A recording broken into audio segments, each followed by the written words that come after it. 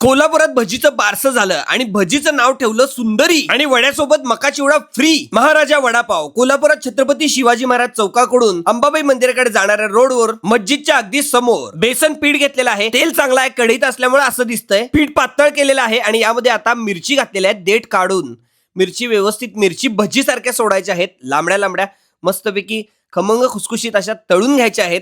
खूप छान लागतात. अशा सुद्धा मिळतात बाजारात आणि आता मधून कापायचे आहेत आणि अशा पद्धतीने त्याचे रोल्स करायचे आहेत. मध्ये तिखट अशी मिरची आणि कडेनं मस्तपैकी पिठाचं आवरण.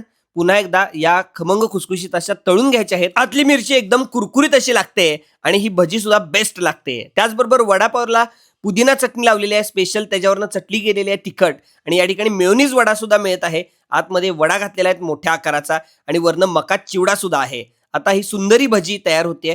बघू शकता याच्यावर सुद्धा चटणी टाकलेली आहे, पुदिनाची स्पेशल चाट मसाला घातलेला आहे आणि मका दिलेला आहे. या ठिकाणी चीज वडापाव, मेयोनीज वडापाव आणि सेजवान चटणीवाला वडापाव सुद्धा मिळतो आणि मका चिवडा सुद्धा स्वतः ते तयार करतात आणि सुंदरी भजी सुद्धा बेस्ट आहे. नक्की एकदा ट्राय करून बघा. मेनू कार्ड तुम्हाला मी दिलेला आहे, पॉज करून तुम्ही रेट वगैरे बघू शकता. हा स्पेशल वडापाव, मसाला वडापाव जो कोल्हापुरात व्हायरल आहे, मी स्वतः टेस्ट केला, खूपच मस्त होता आणि त्याचबरोबर सुंदरी भजी सुद्धा कुरकुरीत आणि खमंग लागली.